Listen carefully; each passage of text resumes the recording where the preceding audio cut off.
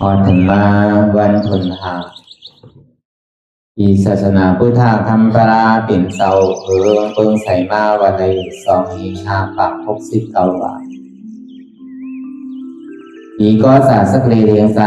388 คู่เขียมันดาวตู้ข้าวใหม่เดิน7 เมืองลองมาวันไรอยู่1 คำปีเขตวันที่2 เดือนเมษปี26ในผังสร้างคือกำตราอนัตตาวิปัสสนาภาวนาทานยอดธรรมอนัตตาปอกกำทน2ปีวัดพระธาตุ2นาควานแกนวานลมเมืองลังหน้ากรเมืองเชียงตุงนี่ก็เป็นตอนการเปลี่ยนเฮาที่ได้สืบยางตั้งเขาสุนิปันเฮาตั้ง2 ชั่วโมง 2 นาทีวายวัน1 โมงต่อถึง3 โมงก็ย่อเนี่ยก็ในวันเหมือนในเนี่ยก็เฮาที่ได้เสียตาราง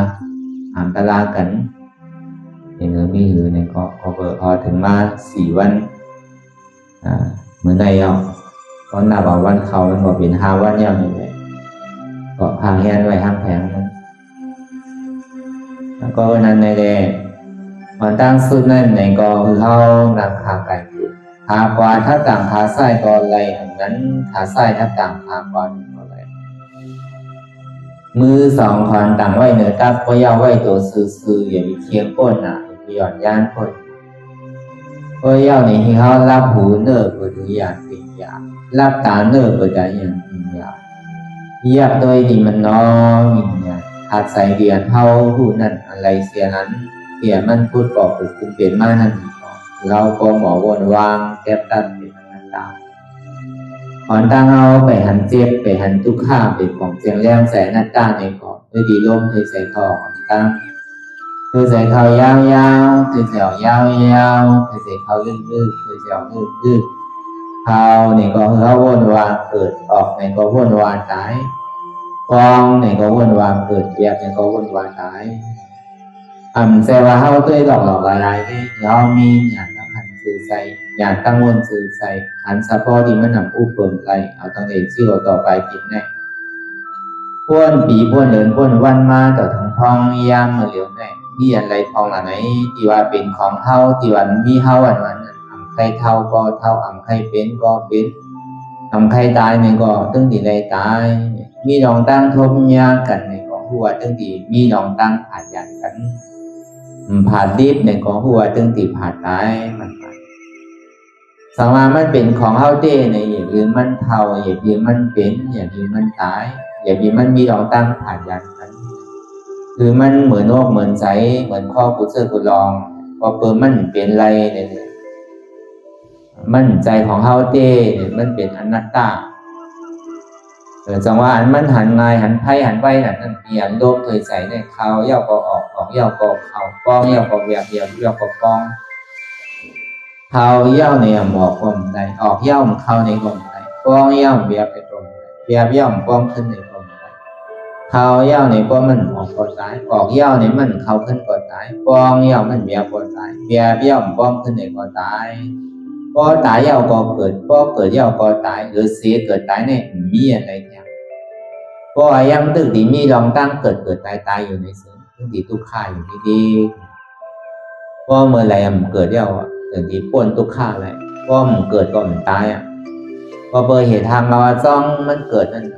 อาโจเนี่ยมันถึงที่เท่าก็เบอร์เหตุทางเราจ้องมันเท่านั่นอาโจนั่นถึงที่เป็นก็เบอร์เหตุทางเราจ้องมันเป็นนั่นผลอาโจเนี่ยมันถึงที่ตายเพราะว่ามันมีเกิดมันก็มีเท่าก็มีเท่าเนี่ยก็มีเป็นก็มีเป็นเนี่ยก็มีตายเนี่ยสองอัตราเดียนนำเกิดเท่าเป็นตายเนี่ยมันมีมันเป็นสังเนี่ยมันเป็นอนัตตาก็เฮาป่องแสงแรงใส่อนัตตาเฮามียึดยับกับมันเดียนเฮาหันอยู่ผู้อยู่มีอยู่พ้องยามเมื่อเหลียวอันยุบนำขันธาที่มันเป็นอยู่ก่อนเนี่ยมันใจของเฮาเนี่ยก็เฮาผู้ป่องแสงแรงใส่จังได๋สังขารนี่มันติดปอดกว่ามันติ่มสืบยาวเลยก็ผู้เข้าผ่าวางซับแปดเลยลองใส่จัดติดแป้นลองตนากิเลสย้อนเปว่ามีตนากิเลสในสิ่งที่มีอุปาทานใจซับซ้อยย้อนลูกเตียนเวดนะ thực số ăn mua ăn biểu ăn sơ của ăn đúc khả thường bóng cán của sơ của lòng nặng ở tỷ lòng đầy tăng biểu tăng một tăng sơมันติดจับกับดอนเปียนเมื่อเสื้อยาวในก็มันจะได้เกิดกันนะความอยากใครเป็นอิ่มเติมสุดถึงเส้นหอมเยาใครถอมเทียงหันเยาใครหันเทียงหนูเยาใครหนูเทียงกินเยาใครกินเทียงที่เยาเตอเยาในก็ใครที่ใครเตอเทียงเจอเยาในก็หมออิ่มหมอเวอร์หมอซันหูนั่นซ้ำจังถอนอันพิษหมักตานั่นซ้ำจังตัวอันพิษผู้หลังนั่นในซ้ำจังโนมันพิษที่นั่นเกี่ยวนั่นซ้ำจังเจอกินอันพิษตัวนั้นสร้างสรรค์ตุ้มเติร์นุงอันพิษลองว่าอันเฮาเจออันเฮาเจอผอมอันเฮาเจอหันอันเฮาเจอโน้มอันเฮาเจอกินอันเฮาเจอนุงเจอที่นั่นอันเฮาเจอโอ้เจอใสเนี่ยมันเป็นอันพิษพอเบอร์มันเป็นอันพิษแล้วเนี่ยแหละมันจะได้เป็นตัณหาความอยากใครเป็นหมออิ่มหมอเติกมิมเติกเดือเสนั่นกาเนี่ยซ้ำมีใจอุปทานจับจอยไว้เมื่อไปไรมาซ้ำหมออิ่มป้อมไรเนี่ยทำจับจอยไว้เป็นที่ไหนติ๊กย้อนเบื่อในที่ทางสร้างปองในเนี่ยเขาก็สั่นดีได้มาเพื่อสร้างตื้อกำกว่าตั้งแต่หูพึ่งเงามันอันที่มันจำตัวเขาที่มันกว่ามาไปอยู่เสื่องในเนี่ยตัวตั้งแต่ที่เขาต่อไปที่ในมีอะไรพองหนาไหนที่ว่าเป็นเฮามีเฮาต้องร่วมเคยใส่เขาออกของเฮาในย่ำอุปเปิงไรใครเข้าเนี่ยก็เข้าใครออกเนี่ยก็ออกใครป้องเนี่ยก็ป้องใครแวบเนี่ยก็แวบสังวามันเป็นของเฮาเต้เนี่ยอย่าพิมมันเข้าออกก็อย่าพิมมันออกเพราะว่ามันเป็นของเฮาเต้เพราะอุปเปิงพองมันไหลเต้ว่ามันอุปเปิงพองมันไหลนั่นมันสังวามันใจตัวเฮามันเป็นอนัตตาตัวนี่ก็มันใจเก่าอนัตตาดูป้าขันธะอนัตตาตัวนี่ใจของเก่ามันเป็นอนัตตาก็ได้สองมาในใส่พ่องใส่ผิวอ้วนดึกอ้วนเหลือเป็นเรื่องเป็นเล่ามีเดียมขั้นทานใส่ใจต้าแถมอ้วนตั้งหลังกล่องตั้งหน้ากำพอยาวก่อนบนสันตั้งหลังพ้นมานั่นในกองมันเหมือนหนังพ้นตายตั้งหน้านั่นในกองเหมือนหนังพ้นตึกนอนรับเตียนพ้นสังลานั่นในกองเหมือนพ้นตาหวัดเตียมันพ่องผิวกาวาการเปลี่ยนในกองเปอร์สังกองเปอร์วานใส่ในกองมันหนังใจของเขามันเป็นอนัตตาเขาดีกว่าที่ฮับตับวานใสเนี่ยอย่างพี่เป้ว้วนกว่ากาวากาเป็นนู่นเนี่ยเหตุไรมันเหตุไรเสต้าในกองหัวตั้งจอมตีใสมันเป็นมันวนตั้งหลังเนี่ยก็หัวมันวนตั้งมันวนตั้งนานเนี่ยก็วนตั้งนานอันมันวนสังลาเนี่ยก็หัวมันวนสังลาเนี่ยมันพ่องผิวกาวากาเป็นเนี่ยก็หัวมันพ่องผิวกาวากาเป็นถึงที่สุดมาเนี่ยมันแค่ว่าซื่อหือละมันแค่ว่าใสในก็มันนำใจของเขามันเป็นอนัตตาวิญญาณนาขันธะอนัตตาก็ได้สามารถในบางขิงบางข้าวบางย่ามในกองเดี๋ยวแบบมือเสื้อมีอยู่โอ้โหบางขิงบางข้าวบางย่ามนั่นในกองที่ใส่มองใส่อ่ำดีใส่ลูกใส่ให้แถวออกให้บางขิงบางข้าวบางย่ามนั่นในกองดีโดดจ้าโดดธรรมดาของโลกรอบก้านั่นในมันเจอกันมวลนั่นเปี่ยวมันซื้อมันปวดทุกข์อันนำธรรมดาของโลกรอบก้านั่นในทุกข์มันก่อมาถึงกลางโผสุขาปอมาเนี่ยก็อย่าเป็นยาส้มเติเปียขาปอมาเนี่ยก็อย่าเป็นขาดสองว่าธรรมดาของโลกรอบก้านั้นมันไหลลองซ่อมเป็นเส้นนั้นกว่าที่อันนำธรรมดาของโลกรอบก้านั้นในสัมสารคัดโลกรอบก้าสุขามันใครปอเป็นมากก็คือก็ยาวอย่าไปโกนไล่สารคัดรอบก้านั้นจอมใสจอมตัวจอมใสเข้ามาคัดตัวคัดใสสองมาสารคัดโลกรอบก้าเนี่ยมันดีให้เขาซ้ำสารอะไรพอซ้อมรอบก้าเนี่ยมันดีให้เขาหนักที่เขาอะไรมีน้ำหูน้ำตาที่เขาอะไรข้อนอะไรเหลือใจไหมพอซ้อมขอสั่งคำสอนของพุทธาเจ้าเนี่ยสารคัดโลกรอบก้าเนี่ยมันติดกัดอีมันเหมือนเขาหยาบในมือมันเหตุการณ์แกเหมือนเขาพายเฮอขึ้นนำมันหยาบมือเขาพายกันหนังครับพอมันถึงเราก็ซ้ำสาพอจอมรอบก้าเนี่ยมันเหมือนหนังไฟเฮอไหลบางง่ายได้ง่ายไว้ได้ไว้โวยกะวายมาสัมติทุกขาพอเปิดมันปอกขึ้นตั้งหลังนิดๆน่ะเหมือนหนังนำไหลลงดีๆลงพอพายในหัวมันดึงไว้ก้วยกะในรอบพุทธศาสนาในซ้ำสารคัดโลกรอบก้าพายขึ้นพายเมื่อเหตุการณ์เนี่ยมันหยาบ เว้ยกับบ่มันกะฮอดถึงเอาเนี่ยก็มันสิซ้ำสามบ่มันเยื่อนในทุกขาเยื่อนหยาบไรขามหยาบไรก็ไหวมามันสิซ้ำสามป้อมขามหยาบไรเนี่ยก็ไหวมาดีทุกขามันเติมมันสิรอกาเลยรอพุทธลานะบ่เบอรอกาเนี่ยมันซ้อมโมซ้อมใส่เฮาเอาเฮาวางพุทธพุทธธรรมแท้ดังนั้นเฮาใครใครเป็นใครมีใครเป็นสื่อมีสื่อใครสื่อในก็มันซ้อมใส่เฮาผันแห้งเฮาเอ้ยเอาไว้นาพาลื่นมาในซ้ำทุกข่ายย้อนมันจริงๆก็เปิดถึงดีจนมาเนี่ยมันจังมันต้านเอาสังไรเอาก็เปิดห้อมไปหยาบห้อมขาดหยาบมือหงเอาปึ้งมันแหละวายมาเนี่ยก็ตกลาตกลื่นแป๊ดเดียวเนี่ยตั้นหูโตก็ตกลื่นเนาะจังเฮ็ดซื้อแหละแกลิดไรเอาเนี่ยเพื่อกับว่ามาพึกหยาบพึกทุกข้าวไว้ตั้งแต่หงพึ่งเงามันเตะแต่ว่ากำก้นเมื่อกูบอกกำก้นก่อนเมื่อก่อนว่าไว้ขามเอาเลยขามตั้งหยาบเอานี่เนี่ยอย่าไปอยู่ไรกินไรอย่าไปอยู่เป่ากินเป่าโดดใกล้เมื่อเฮายังตึกหนุ่มตึกกำโดดคัดใจหาเงินหาคำคัดใจตั้งกาตั้งขายคัดใจโจจ้าแน่เนี่ยเมื่อเฮายังตึกกว่าไรไปไรเมื่อเฮายังตึกมีหวังมียังเมื่อเฮายังตึกหนุ่มตึกกำเลยอย่าไปข้านเลยโดดใกล้โดดคัดใจให้การนึงคัดใจหาเงินหาคำเมื่อเฮายังตึกหาอะไรเนี่ยคัดใจหาได้กี่ก็เท้ามาเนี่ยก็หามันตั้นเปิดเยาเห็นดีเห็นไรนั่นก็เหมือนนั้นนะก็เท้ามาก็เห็นก็มันตั้นเยาก็เห็นก็โดยเห็นเมื่อตึกหนุ่มเหตุการณ์กล้าการขายเนี่ยก็โดยเหตุเมื่อเขายังตึกหนุ่มเหตุการณ์สังเสก็เยาอยากการตลาดนั่นเนี่ยก็พอเขาหนุ่มมาเนี่ยก็มันก็ดีไว้นั่นนะพระเป็นเจ้าก็แจกเผยไว้เป็นก้นสามทานน่ะไปธรรมะย่อยตุติยาย่อยตาติยาย่อยในปฐมะย่อยนั่นตั้งแต่เฮาความต่อถึงอาศักเศร้าหาเนี่ยได้เฮ็ดไปละได้เฮ็ดอัตตาหิตะเฮ็ดเอาปิญญาตั้งหูตั้งหมอไปรอกาได้สังรอพุทธราได้สังอันนี้มันเป็นข้าวยามอันโดทำโดเฮ็ดโดศึกษาลำเรียนสอนเอาไปหูไปหมอไปหมอมือกูเจอกูสามแซมเปิลแล้วในตุติยาย่อยมาในกลางตุติยาย่อยนั่นแหละอาศักเศร้าหาต่อถึง50ในนี่ก็ที่ได้เฮ็ดปราหิตะ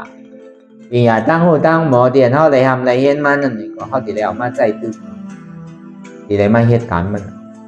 ตูที่เตะหน้าหอโตขึ้นก็ที่ได้เตะก็เป็นเหมือนเจ้าก็ขอสั่งคำสอนที่เจ้าก่อนได้ทำเฮ็ดมาในที่ได้สอนเอาลูกเทียนกว่า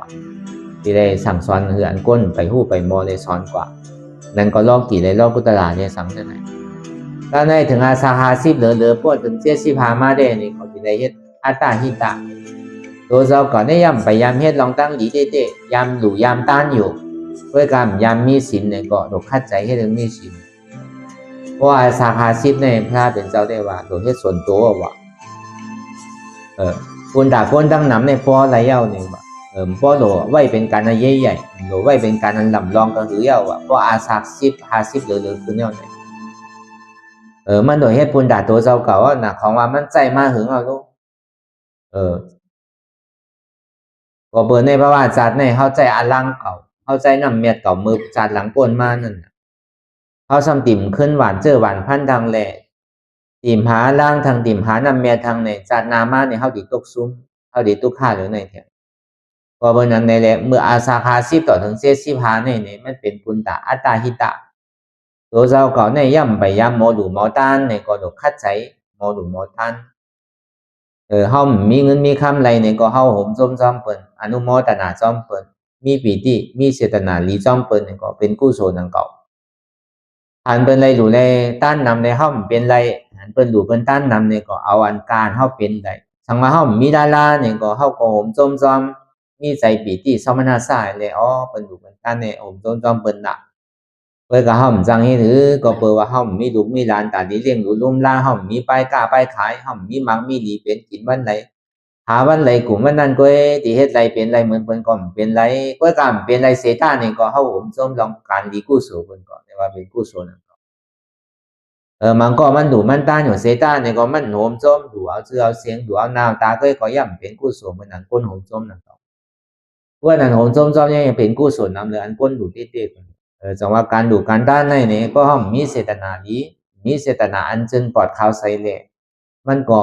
ดูต่านตนก็มันติไรต่านเจอว่ะแต่ว่าเขามีเจตนาจึงปลอดเขาใส่ในก็ดูต่านเจอมันสัมติไรต่านตนว่ะ ก็วันนั้นในการหนูการต้านเนี่ยมันมีดีหมักหมดใสมีดีแห้งเฮาว่าอะไรปองเป็นอย่าไปดูหรือว่าเรือแห้งนั่นน่ะดูเพราะประหันก็อย่าไปเฮ็ดหนังเก่าดูมออยู่มอเศร้าตัวเฮาก็ดูอาสินเปอย่าไปนี่จากเจ้าเก่านั่นน่ะการหนูการต้านในการมีการข้อก็ไล่หนังเก่าลูกค้าย้อนมันก็ห้ามไล่หนังเก่าก็ดูมอแจกเพไว้ถ้าเป็นเจ้าก็ว่าไว้หนังเก่าการตัดดีดูดีจุนดีปันเปิ้นนั่นในนึงก็หามาอะไรมาอย่างนี้ถึงปูนตาดีเลี้ยงกว่าวันไหนวันนึงนั่นน่ะปูนหนึ่งสองมาเนี่ยแจกเพไว้ตาอาลังเนี่ยนะสามมาป้อไว้น้ำมาหยุ่มดีกินหวานมาเนี่ยก็ดูเอาใจตาปูนหนึ่งนั่นเนี่ย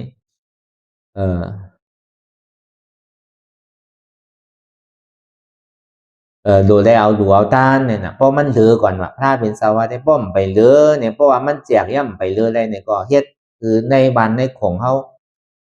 คือมันน่าสินเปียกวันว่าถึงที่ว่ามันเหลือมาเนี่ยใครดูไปดูใครต้านก็ต้านถ้าเป็นเจ้ากรมจะมาปันแห่งการมีการยกหลุมมุ่งมั่นนาเนี่ยถ้าเป็นเจ้ากรมว่าก็เบอร์พอดูโดยเสตนาเต้มันสิดีเป็นกู้โซนั่นป้อมดูโดยเสตนาเต้เนี่ยก็มันดีเป็นอากู้โซแปรนั่นน่ะมันไรน้ำต้อนสังกะเหินก็เบอร์นั้นเนี่ยอันนี้เขามาวดเพราะอายุอาสาเขา50เหลือยาวในก็อ้อมพยายามให้สังเตอในก็เขาหลอกคัดใจให้เดี๋ยวมันตั้งแต่พื้นฐานของผู้ก้นดีเขาลองหมอยินหมอปันก็เบอร์การนั้นยินปันเปิ้นนั่นเนี่ยมันดีมามีหลีเป็นกว่าตั้งนาทาปลายได้สังเดือเสนั่นในก็ยามดูยามต้านก็ดูยาวก็กระห้อมไปยามเอามีศีลมีธรรมเติมไปเอากรรมศีลกรรมธรรมเติมศีลในห้อมยามหับยามขามเตอเนี่ยก็เข้าก็ดคัดใส่หับศีลศีล5เลยสังศีล8ศีล9นั่นเลยสังอันนี้ก็ซ้ำต้อนเดือเสียนได้ดูแทน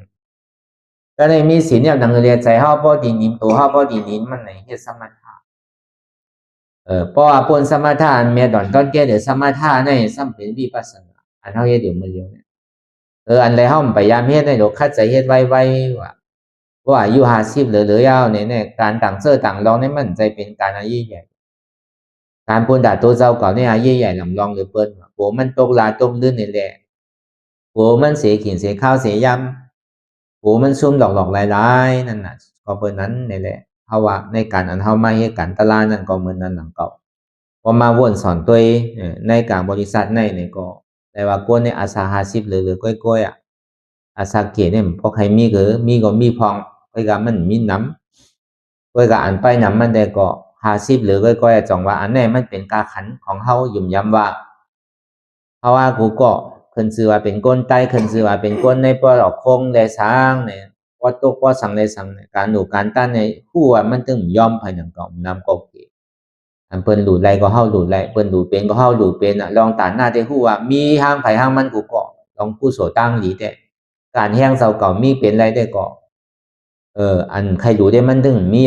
นำเก๋ๆมันถึงรู้กันกูก็เฮาว่าการตานหน้าได้ก็ยุ่งว่ามันมีกันกูก็ก็การศีลศีลาได้ก็มันเป็นอันหยาบนำเก่ากาปันพ่องยามมือเหลียวในวันนอกหน้าปังนอกแค่นให้ในเวียงในแค่นี้นึงอยู่ยังมีข้าวยามกันนำตะลาอาทุกในวัดในศีลก็ยังมีอยู่ก็เบิ่มันจำวันจำเวียงนั่นพอไหลเลี้ยงวัวเลี้ยงไก่น่ะมีเลี้ยงวัวเลี้ยงไก่มีเลี้ยงไห้เลี้ยงสนให้ไห้เฮ็ดสวนเฮ็ดนาก็เปิดมีหลูมีร่างก็เปิดมาส่งเปิดมาปั่นเขาสักษาอีกนึงพ่อดูแลไม่ใจยังก็หือเพิ่นก็บ่อยู่ว่าน้องหน้าปากในห้ำไรแต่ที่เอาศีล8นี่เป็นอันหยาบเอาน่ะมื้อเดียวที่มานอนวัดนอนวาเนี่ยมาย้อนศีล8มาเอาศีลอุโบสถเนี่ยมันเป็นไรเอาลงมื้อเดียวเขาว่าแต่พอเบอสังเลี้ยงวัวเลี้ยงไก่เฮ็ดไร่เฮ็ดสวนเฮ็ดนานั่นน่ะซ้ำหลงไม่ใสนั่นน่ะมีไผอยู่เฮิ้นเฮิ้นหนึ่งอยู่1ก้อ2ก้อกันน่ะมีก้นเฒ่ากันน่ะอยู่เฮิ้นก้นเฒ่าไอ้ลูกอ่อนเล็กๆกันน่ะก้นนั้นกลางๆก้นนั้นหนูๆเนี่ยเปิ้นอ่อนกันไปกันกว่าเฮ็ดกันเฮ็ดงานในเมืองเปิ้นเอาน่ะก็เบิ่นนั้นนี่แหละที่มีขิงมีข้าวมียำเนี่ยมาเอากรรมศีลกรรมธรรมมันว่านั่นเอาศีลเอาธรรมมันว่านี่มันเป็นไรวะมันเป็นไรล่าๆว่ะก็เบิ่นนั้นเพราะมันใจบางทีมันสั่งถูกในก็ให้กรรมตานก็ห้ามจังกรรมนำเขาพอเบิ่นนั้นเฮามาเปิดปังตาลากันในก็มื้อนั้นอันนี้ก็มันเป็นตื้อตั้งข้าวยามมันสั่งถูกที่ประกาศพี่น้องวันเนาะเขาแลได้มานั่งภาวนาได้มากำศีลก็เปิดว่าข้าวยามในก็มันใจเป็นข้าวยามอันมีการมีงานอย่างเตๆเด้อ พอไหว้เสียนั่นกว่าเมื่อปีกายได้ก็เปิ้นเอานำเข้าหน้าเนาะเปิ้นเฮ็ดไร่เฮ็ดนาเปิ้นไถไร่ไถนาเฮ็ดไร่เฮ็ดสวนได้ก็การมันนำเลยเสียมื้อเหลียวเวลามื้อเหลียวได้ก็เลยว่ามันสร้างถูกเปิ้นก็มาช่วยมาพร้อมโฮมกันวันไหลใน6ก้อนี่เนาะเขามาช่วยเฮาวิหารวิจาช่วยหุงข้าวในสังช่วยเฮ็ดเลือกผักเลือกเยือนั่นในสังก็เบอร์นั้นเนี่ยมันเป็นเมืองนิพพานน่ะเนาะมันเป็นนิพพานสอนว่าเนี่ยเป็นเมียวในเขาเป็นไรก็หือเนี่ยก็เขาก็อะไรมาเฮ็ดมาหลุมมาตันก็เป็นกุศลของเขานั่นน่ะไอ้เฮ็ดก็มันไรก็หนังเขาการกุศลตั้งหลีได้ก็จะดีเป็นป้อยเป็นปังตะลามาหนึ่งปอกเต้เนี่ยก็มันก็ง่ายๆอย่างเขาป้อมพร้อมโฮมเพลงเสียงอองที่มันสั่งถูกวิยาวิจามันมีก้นเขามันมีก้นตาดีฟังในตะลามันมีในก็ตาดีเขาในเป็นอันหยาบเต้นมาปกติกวางตีใหญ่หลอกหลายๆมีก้นเขามีก้นจ้างตื้อกำในก็เฮ็ดไว้ที่นั่นก็มีก้นอยู่ก้นเศร้านั่นน่ะเนาะกวางก็กวางหลอกหลายๆใหญ่ก็ใหญ่หลอกหลายๆมีก้นยุมลามีคนสร้างตื้อกำนั่นนะก็เบอร์วัดอันวานั้นวัดสติที่เอเตนะที่วัดตอนวัดนี่มันเป็นองตีตาที่คือเขาออกพ้นมุ่นหลอดในขอบตายขอบเกิดว่ะเรื่องที่กึ่งตานว่าห้องว่าวัดว่ะเฮ็ดอยู่กว้างอยู่ใหญ่อยู่ในป้อมเฮ็ดเตียนเขาออกพ้นมุ่นหลอดในบททุกข้าสังขารทุกข้าขันไสนั่นในก็ใช่ว่าเป็นวัดมันเป็นองตีชื่อนั้นก็ว่าให้เราจื้อเอานั่นมันก็หนังเขาว่าใจใครป้นลองตั้งทุกข้าได้เต้ว่ะก็เบอร์นั้นอองดีทีไรก็ยาวถึงมันพอมีปุ่นพรถึงพอมีการมีขันถึงพอได้ใจอาโจอะไรน้ำนั่นน่ะเนาะมันทำมาเฮ็ดอยู่มือเดียวก็สั่งถูกว่าตั้งแต่ปีป้นมาก็ปีในซ้ำแค่นเดอปีกายดีอยู่ดีเศร้ายอกี่เขาก็เต็มทนตีนางก็สั่งถูกมาลอยๆนี่แหละมันเป็นอองเตียนเฮาติได้มาสร้างตื้อกำปีใดก็เป็นไรหนึ่งปอกสั่งถูกมาในว่าก็ที่เป็นถึง3ปอกก็เป็นไรอยู่ก็ไปว่ากันทางกรรมเป็นหือมีหือมาเนี่ยก็แล้วก็เบอร์เปิงหลวงมันเตก็อันเท่าห้าเป็นดุพุทธศาสนาเป็นก้นศาสนาพุทธาผ้าเป็นเสาเตก็เปิงหลวงมันเนี่ยต่างที่ออกพ้นเนี่ยเป็นอันคอลำลองหรือเปิ้นปึงหรือเสตานาศีลาสมาทานเดียวก็พ้นไรลองตั้งตุกข้าขันใส่ก็ห้อมเหตุการณ์วิปัสสนาในตาที่พ้นตุกข้านมาเนี่ยพ้นเลยก็เบิ้นนั้นในเรื่องอันเท่าไรมาจ้างตื้อกรรมภาวนากันอยู่ในก็เราป้อป่องแจงเลี้ยงใส่เขาใส่การนั้นมันเมียดเดี๋ยวเปิ้นเนี่ยเป็นการนั้นเท่าเยอยู่พ้องยามเมื่อเดี๋ยวในเนี่ยมันมีการมีขันน่ะก็เบื่ออาสาอายุเฮาได้ก็เป็นก้น50เหลือๆอย่างนี้เนี่ยคือได้ไว้กาขันใหญ่ๆคือได้ไว้น้ำหนักดีๆงามๆก็เบื่อข้าวยามมันมีกูปอกมีกูขิงมีกูข้าวมีกูยำก็เบื่อปีไรเลยมันเป็นไรหนึ่งพอแค่เนี่ยเท่าไรมาอ่อนกันสร้างตื้อกำนั่นเนี่ยก็อันเท่าเข้ามาในโฮมสร้างตื้อกำให้เป็นไรก็หือเนี่ยก็เฮ็ดกว่ากันนั่นเฮ็ดไร1ปอกก็ยังแค้นนั่นน่ะน้อมเฮ็ดได้4ปอกนี่ก็แต่ก็เขาทุกทีเพิ่นมาในวันในวันแก่นวันร่มก็เหมือนนั้นเพิ่นสิมาเขาสิมาเฮ็ดเหมือนเฮาก็ห้ำเป็นไรวะพอเบิกการมันนำเนี่ยมีไผไปหอไปเฮิรนก้นลักก็เดิงก้นสวนก็เดิงพอปล่อยเต้ก็หายเต้วะก็เพิ่นนั้นนี่แหละมันเป็นเพเป็นไผอันหนึ่งเป็นญาณสวนหนึ่งว่านั้นเพิ่นฮ้องว่าเป็นไผสวนว่านั้นเป็นญาณสู่โรงอันหนึ่งว่าไผขุนไผสวนไพ่สัพพาวานั่นน่ะบนห้องว่าไพ่กวนหลักกวนสนไพ่เพไพ่ขุนจะไหนไพ่สัพพาวาจะไหนเลยว่ามันเป็นไพ่อันหนึ่งวันนั้นไพ่คนหลักผู้หลักคนสนก็บนนั้นพอเขายามสินั้นมาเขาเคยเหตุการณ์ตั้งนี้เด็กๆก่อนจังเฮ็ดก็เบอร์โกเนี่ยมันมีศีลมีธรรมในแหละเอียงก็เป็นอันดีหนองตาป้อมทิ้งซิมตัวเนี่ยก็หายเต้เสียงเต้หมดเต้ยังก็มันเหลือแต่ต้องผักกาดของปลูกยังลักเอาอันว่านั่นน่ะเมื่อปีกายเขาได้ยินแต่ผักกาดปลูกไว้ในนางกันลักกันนั่นน่ะที่ว่าชื่อทางบ่ต่างเมียวเต็มเหลือทางเอาว่าผักกาดพังเหมียงลักกันนั่นน่ะมันเป็นสิ่งนั้นเปียดหลายก็ดีดูเขาอยู่ก้อยนางเก่าก้อยกะมีเวลาข้าวยามก็คือเนี่ยก็เขาก็มาเฮ็ดก็แค่เดี๋ยวเขาเฮ็ดเขาติตายก่อนหลอกหลายๆตายโดยมีศีลมีธรรมก็เขาซ้ำขึ้นใจติดนั่นแล้วซ้ำกับเป็นนั่นน่ะใจติดหน้าเนี่ยกับทางว่ามันดีกับเป็นซ้ำละเพราะใจติดหน้ากับเป็นหอยเนี่ยกับเป็นปลาเนี่ยกับเป็นปูเนี่ยอยู่จ้ำหน้าเนี่ยเพราะเขาเจอหาปล่อยหาหอยหาปูนองหน้าเนี่ยน้ำในคืนนาโลทั้งอินมาปูมันดินน้ำหอยมันดินเหลืองกับคุกใจไรหอยคุกใจไรปูเนี่ยก็อยู่เพราะใจขาดกว่ากับเป็นปูเป็นหอยไปจ้ำหน้าว่ะ เพิ่นซ้ำดีกว่าหาเฮามากินทั้งนั้นน่ะมันใจว่าใจติดแต่มันสิเป็นอย่างใจน่ะเฮาใจติดไผติดสนติดนาเนี่ยก็ยาวก็ตายเป็นนกย่างเนี่ยสัง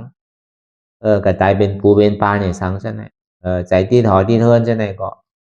ถ้ามันสิขึ้นเกิดเป็นคนเนี่ยมันง่ายๆใจติดลูกติดหลานเฮาก็เฮาสิก็เกิดขึ้นติดลูกเฮาก็ง่ายๆลูกเฮาย่ำไปมีผัวมีเมียย่ำไปเตียนาฮอดต่อเอิ้นเนี่ยมันจังกว่าตั้งหลายเฮ็ดก็ให้มาเฮาเลี้ยงวัวเลี้ยงไก่อยู่ใต้ทุนใต้ล่างน่ะเป็นวัวเป็นไก่ไปแต่เป็นหมาเป็นแมวไปอันกว่ามันเนี่ยมันไว้น่ะรู้ตั้งหลังแต่ที่ก็เป็นสัตว์เดรัจฉานเปตะอาสุนัขไก่หน้าลายเนี่ยมันไว้น่ะว่ะเพราะเบอร์นั้นตาที่ขึ้นเกิดเป็นคนเนี่ยมันต่อง่ายๆว่ะเพราะเฮามาพึกสร้างตื้อกรรมไว้อันใดก็เป็นของเฮาน่ะเพราะมันนั่งก็เฮินเก๋าเจอเก๋าตีเก๋าสวนเก๋าให้เก๋านาเก๋าดุกเก๋าหลานเก๋าเงินเก๋าคำเก๋าผังไว้ที่ไหนผังไว้ที่หน้าเนี่ยน่ะมันก็ทำใกล้ผังก็มีดูใกล้เอาหลักผังไว้ก็มีน่ะผังคำผังเงินเก่าไว้ฉะนั้นก็ใกล้มีน่ะใส่มันตีไว้อยู่ที่นั้นก็มันสั่งถูกมาพอใส่ที่เท้าแห้งน่ะทำกับเป็นเหตุแต่เป็นเปกตายไปขุมเงินขุมคำที่ไหนก็จังมีมันดีโกลีกักน่ะเพราะเขาบอกไว้ว่างใส่ได้นี่ก็เพราะฉะนั้นเพราะมาหนังตลาเนี่ยในพึ่งตาดีไว้ว่างใส่อันใดที่มันพูดปอกเกิดขึ้นเป็นมาเนี่ยมันใจของเขาอย่างนี้เสื้อเราหิเมียวแต่ว่าวนลองดูอ่ะมีลูกวนลองหลานอ่ะมีหวานหลานวนลองเมียอ่ะมีเมียวนลองพ่ออ่ะมีพ่อวนลองผัวอ่ะมีผัววนลองเมียอ่ะมีเมียเพราะเป็นนั้นเนี่ยมันจังกว่าใจที่ใจจับใจแป้นดีหลายอย่างน่ะวนตัวเองอันมันกว่าตั้งใจเนี่ยก็เปิ่มมีลองตั้งใจที่ใจจับใจแป้นนั่นมันจะดีกว่าตั้งใจที่ก็เขามีลองตั้งใจที่ใจจับใจแป้นเนี่ยก็เขาจุนพาว่างอะไรเสียงเอาก็เป็นหือมีหือมาเนี่ยก็เพราะมันใจขาดก็พวกมันต้องดีขึ้นตั้งเนื้อมันก็เปิ่มเขาใจที่ใจจับใจแป้นสั่งเอาเลยเสียนั้นพอมันเจ็บแก้นต้องตอนนี้ฉันเขามาพึกสร้างด้วยกรรมนั้นมาดีตัวก็อ่ำใจตัวก็อนัตตามาดีใจก็อ่ำใจใจก็อนัตตามาดีเจ็บก็อ่ำใจเจ็บก็อนัตตาอันเขาหักหนาหรือเปิ้นในโลกาหลงในตัวเขาใจเขาเจ็บเขาในหักหนาหรือเปิ้นดีสุดเงินคำก็หักตันมันมีลุงมีหลานก็หักตันมันมีผัวมีเมียก็หักตันมันมีชื่อมีเสียงมีอาณาอำนาจเนี่ยก็หักตันหักตัวหักใจเขาเนี่ยก็เปิ้นอันหักหนาหรือเปิ้นในตัวเขาใจเขาเจ็บเขาเนี่ยเขาหักหนาหรือเปิ้นก็เบอร์หักหนาหรือเปิ้นเขาซ้ำหูหันตีป่องเข้ามานังตะลายอ๋อตัวนี่ก็มันใจเก่าดูสิตีอันเขาหักหนาเลยเขายังจุนอะไรนี่ก็ง่ายๆหักหนาเลยตัวมันเป็นใจอ๋อใจนี่ก็มันใจของเขาลูกเนี่ยอนัตตา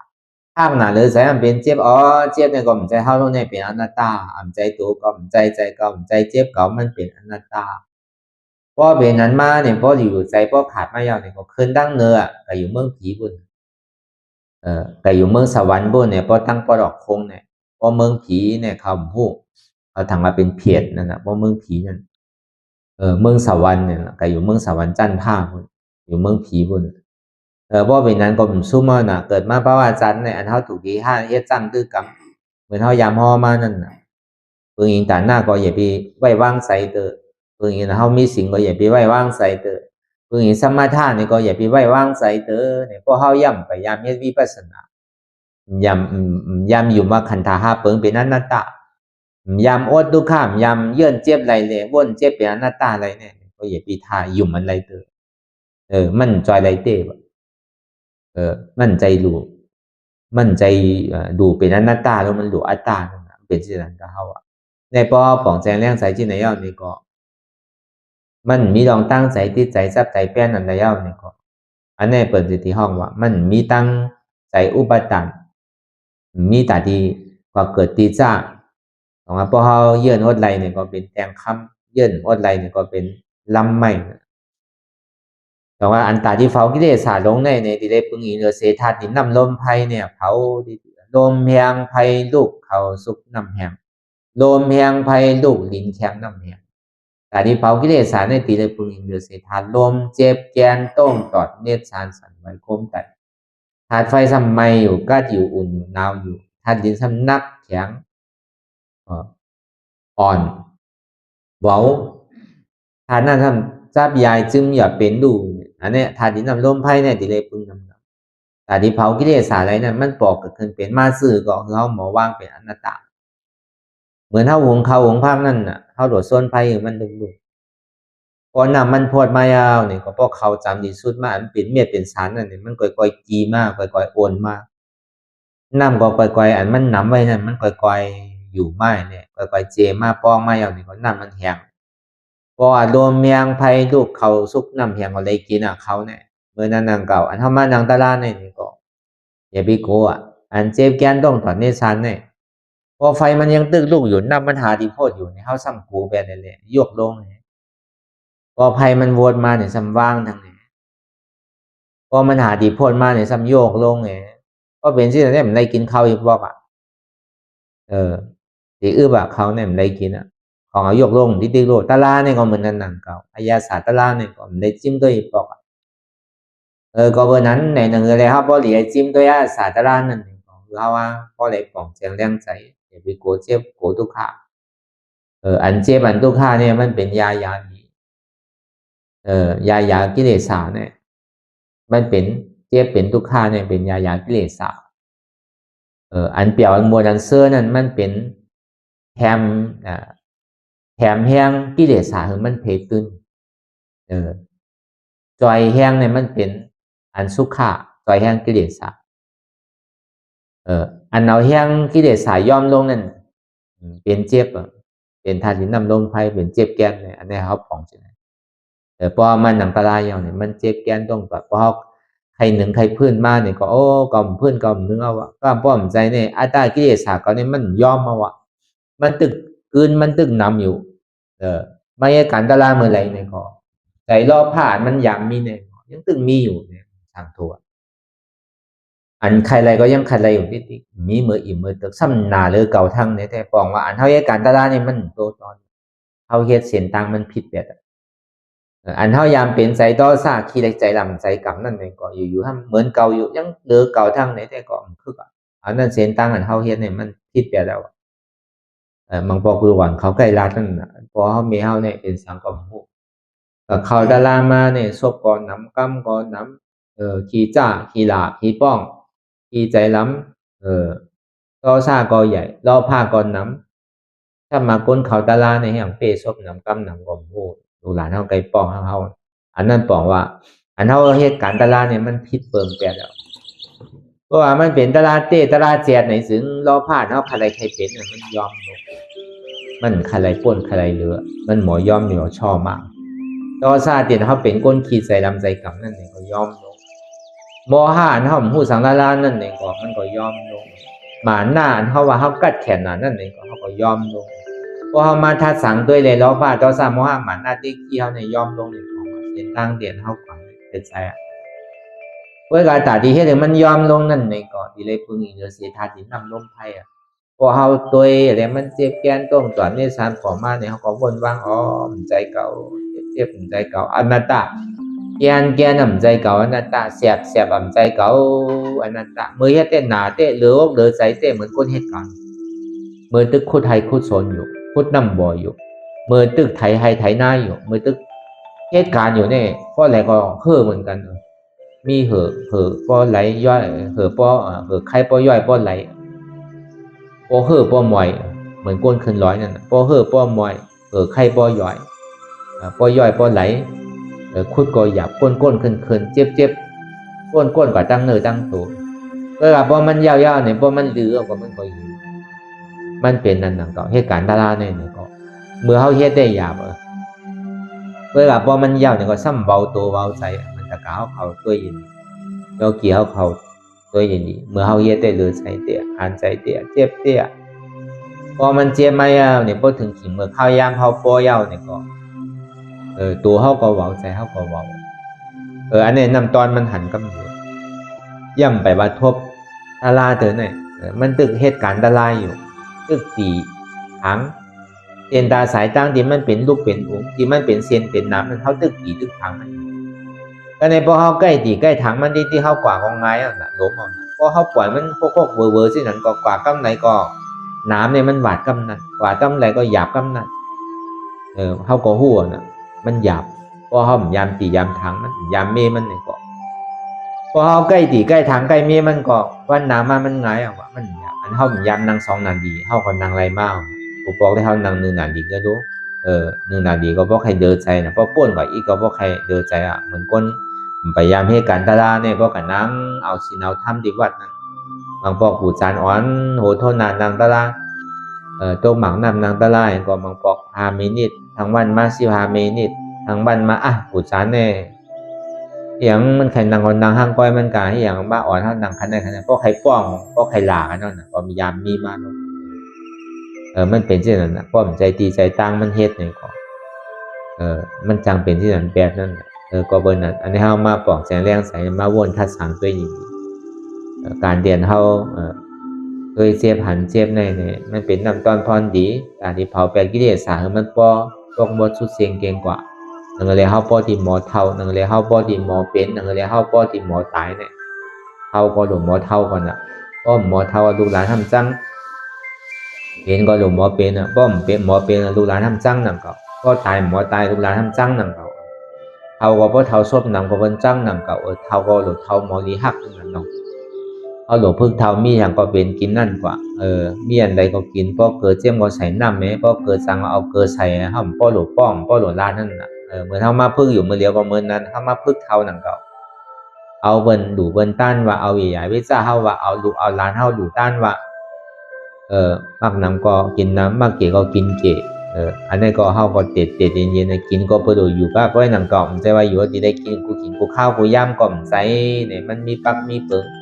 มีขิงมีข้าวย่ำมันเมื่อกินก็กินมันพออิ่มเมื่อลือก็ลือมันพออิ่มเมื่อนั่งก็คือมันนั่งเต้การนั่งเท่ากับการตลาดเนี่ยเมื่อข้าวย่ำกินก็กินคือมันพอเต็มทนถึงพออิ่มเมื่อข้าวย่ำนั่งตลาดเนี่ยถูกเมื่อข้าวย่ำเข้าหลุดลือก็หลุดลือมันดีเมื่อข้าวย่ำมันเข้าโดดจ้างตื้อกำก็โดดเฮ็ดเต้ก็เป็นนั้นมาเนี่ยเข้าใครรับเพราะเมื่อข้าวย่ำเปิ้นดื้อเข้าซ้ำนอนเนี่ยเพราะมันนั่งตลาดเขารับเมื่อข้าวย่ำเปิ้นโดนอนเขาซ้ำโดอุบกันนั่นเพราะมันนั่งตลาดเขารับเดี๋ยวก็เปิดหารับเขามันมายานั่นน่ะเนาะข้าวย่ำเมื่อเปิ้นรับเขารับลงมันเป็นยังไงเมื่อข้าวย่ำเปิ้นเลี้ยงเปิ้นกินเขาซ้ำกินกินเป็นขิงเป็นข้าวเป็นย่ำกินอิ่มก็ในพวกเมื่อข้าวยำเปิ่นกินมาเขาซ้ำกระต้องไม่ก็ไหนมันก็คานใจก็ไหนอยู่ไรเพราะมันกินอิ่มเนี่ยมันไม่ดังต่อกินวันตาเขาย่ำเป็นซ้ำเพราะเขากินมันเพราะเขากินถือมันพออิ่มเนี่ยมันอยากมันก็เพราะเขาอยู่เฮ้ยเนี่ยเขาใครกินขิงไรกินเนาะวันในหลายปอกน่ะเจ้ามาปอกหนึ่งกลางวันมาปอกหนึ่งบ้านเป็น3-4 ปอกเขากินเนาะมันมีขิงมีข้าวมีย่ำมีจีการนั่นน่ะคนท้องอันนั้นมาเข่าปางตาลาเนี่ยมันเป็นสิ่งนั้นก็ถึงสิ่งที่เราได้กินเหมือนกันใครกินก็อะไรกินก็มันใจถึงกินก็ไม่ได้กินนั่นก็บนนั้นมันอยู่จ้อมปักเบิงเนี่ยมันก็อยู่กับอะไรก็นั่งเกาะมันก็ซ้ำอยู่ในศีลในธรรมซ้อมเนี่ยก็บนนั้นอันนี้เขามาพึกเท้าไว้ตามมีตามเกิดเป็นเรื่องซึ่งก็เอาบนวะเขาป้อดูอะไรป้องอะไรหล่ะอะไรท่าของเขาเอาบนดูบนตันเอาบนเฮ็ดวะอันนี้ก็มันซักสาวนะเขามาพึกเท้าหนังเก่าเขาตีทิ้งซัวเขาตีทิ้งตัวเขาตีทิ้งใส่เขาเนี่ยเขามาพึกเท้าเพราะเท้ามิ้วในก็หลีหักก็มใจอันนี้ก็มใจอันหน้าก็มใจเกิดเจียงว่าเจียงป้นเกิดจางว่าซ้ำจางป้นมิ้วในก็มถูกมิ้วนั้นก็มถูกว่ะเฮ็ดกว่าเฮ็ดมาเปิ่นจังเสือเพราะฉะนั้นซื้อกินห้างกล้วยเราเฮ็ดกินห้างกล้วยหรอกอันนี้พอเฮ็ดกินห้างกล้วยทำป้องก็เนี่ยเขามีลูกมีหลานนำกันเนี่ยเขาก็ไม่เฮ็ดสู้เขายังไรตัวข่ายแต่จังหวะตั้งพิษเจ้าเก่านี่มันสุหันมันใกล้หันตั้งพิษเปิ่นดีๆเนี่ยในปองว่าเขามาพึกเท่าก็ในเขามาพึกเป๋เนี่ยมันเจ็บแก้นต้งตอนนี้สามารถคือก็ห้องป้องพักบางปองบางเบี้ยวเนี่ยยาเนี่ยก็ยาก็หายหนังเก่าย่อกะมังเบี้ยวยาก็ตายยาก็ตายบางย่อกะมังเบี้ยวเนี่ยป้อมยามันหายว่ะอันเขาเป็นย่อกะตั้งเจ็บตั้งไหมเนี่ยก็เหมือนนั้นอันเขามาพึกเจ็บแบบนั้นพึกเปลี่ยนอันวันนั้นมันไปเปลี่ยนก็เขามาพึกเปลี่ยนไว้ท่ามังเมียวยอกาที่เขาก็เขากินอยู่นั่นก็เขาเมื่อหาก็จะมันหายมันจังเฮ็ดซื้อเพราะมันหายมาตีได้เฮ็ดซื้อเนี่ยตีได้เอาตะลายาตะลาเขามาพึ่งมาเดียวมันจังเฮ็ดซื้อแล้วก็ยาก็เจอมันมีเหรอยาก็ตีหายยอกาหายหมดกำเดียวเนี่ยมันมีเป็นไรเพราะเป็นไรยาสาบุญเขาจะนั่งคำตายอันเปิ้นเป็นก้นเฮ็ดยาจะนั่นเปิ้นตายเขาตีมีอยู่อาซาเขาตียาวถึงเมื่อเดียวพอเบอร์พอถึงกินข้าวยามตายก็การดีเลยตายข้าวยามเป็นก็การดีเลยเป็นเป็นสาวุนลงเป็นหมอลงก็เป็นยังเป็นแกนเซอร์ เป็นมะเร็งเป็นแคนเซอร์เป็นขุนวันขุนเมืองเนี่ยก็ยังเป็นอยู่ย่อกาตั้งเป็นเนี่ยเป็นที่นั้นก็มันมีไผรอดกลางไหลโตเต้ต้องผ่านได้อันดีเจียวตายก็นานตายอีกหนึ่งที่นั้นก็นำก็มันต้องผ่านไม่โจเก็บโจเข้าเพื่อยาเรียนที่มันหมอไว้วางใส่ในมันเป็นยาลีฐานอาสามตีป้อนก็ยาวเป็ดก็หมอไว้วางใส่เหมือนกันเนพิษไผป้อมเป็นนั้นเนี่ยเพราะหมอพึ่งเป็นเนี่ยเขาตีเน่ดุเน่หลานเน่ปีเน่น้องเขาก็เอากว่าหาหมอทั้งในทั้งหน้าสวุนในก็เอากว่าใครปันโยมใครจ่ายโยใครตัวเขาโยเนี่ยใครป้องมาหางกล้วยเขาซ้ำตุกข่าขึ้นเงินหนังเก่าตัวเจ้าเก่าก็ตุกข่าอิมพอมเปิดก็ตุกข่าคนนุ่มลาเขาก็ตุกข่านั่นนะเพราะมาพึ่งไว้เอาในซื้อใครเป็นเขายาเขาเตอก็นุ่มจังยี่เดือกำหนึ่งสุดมาเนี่ยก็ตีได้เอาตะลายานั่นเขามาพึ่งมือเดียวเจ็บดิมันเป็นแก่นดิมันเป็นไงพลายเป็นสาวาเป็นธาตุดินนำดมไพ่ไงอย่าไรด้านละเพื่อกะอันมันคึกตอนหนาเดือเปิ้ลในยอกาเตียนมันยาเลยหายเนี่ยเป็นสังยาตึ้งไรเนี่ยเป็นสังเนี่ยเป็นยอกากิเลสอันนี้ตึ้งดีไรยาเมียวถ้าเป็นสาวแตกนึงว่ะเนี่ยเมียวมันเป็นยอกาเนี่ยก็การดีไรยาว่ะเบอร์ยามันได้หัวมันถึงขมพอสั่งคำสอนพระธาเป็นเศร้าเนี่ยก็มันเป็นเสียจ่า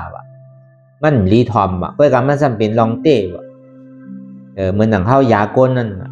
หัวยาเนี่ยมันหวานเนาะเพราะกินหัวมันขมนั่นเปิ้นมากก็การได้ปันกินก็เบอร์ก้นมันต้องเจ็บแล้วในเลยก็การที่เลยเป็นยาแก้นั่นน่ะเนาะเพราะกินยา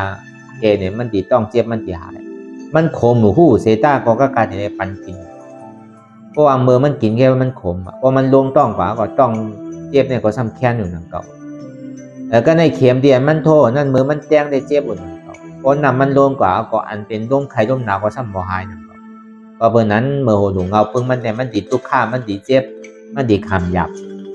เพราะว่ามันอาโจมันส่งผลมาเย้านี่ก็มันดีหายนั่นมันดีเปี่ยวมากนั่นมันดีหายไข้หายหนาวหายเจ็บอะไรนั่นในก็เหมือนนั่นนั่นเก่ายอกาเมียวในป้อมยามันหายก็ในเข้าซ้ำหนูหมอพึกตายครับแล้วป้อมพึกตายนะครับดีเป็นตู้ฆ่านั่นเก่าใจที่แต่ในใจที่แต่น่ะไม่ใจก็ในไม่ใจก็หนาที่ก่อหมอตายนั่นไม่ใจลุกใจลานอยู่ไม่ใจใจเฮือนอยู่เนี่ยไม่ใจโอ้จากโคของเงินข้ามอยู่เนี่ยถามว่ามันดีกว่าตั้งดีมันดีเอารู้ทางดีเป็นขึ้นเป็นก้นมันเป็นนั่นน่ะพอรอผ้าใหญ่แห้งป้นตีหนาเนี่ยครับเป็นเขตนั่นน่ะเอกตาพอหมาหน้าใหญ่แห้งนะเป็นอาสุรากายพอโมห้าใหญ่เนี่ยก็ซ้ำเป็นสัตเดชาน